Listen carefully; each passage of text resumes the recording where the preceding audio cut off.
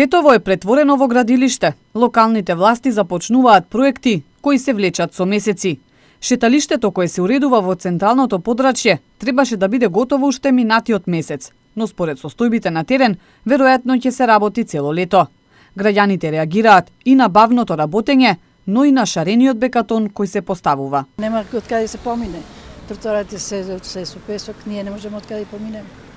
И мора да се снаоѓаме. Така. Па премногу е шарен. Поедноставно да било вака една боја. Па овде е добро, а натаму малце е многу шарен. И не доработуваат деца. Сметате дека треба побрзо да се Па работи? побрзо и да го доработи. Започнал тука започнал доработи.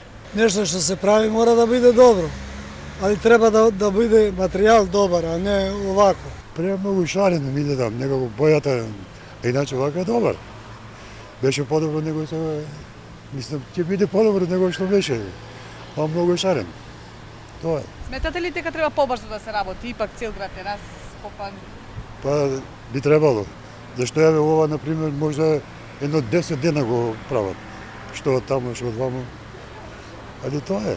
Работите се забавени кај мостот кој се гради во горниот дел на градот, во близина на старото медицинско училиште.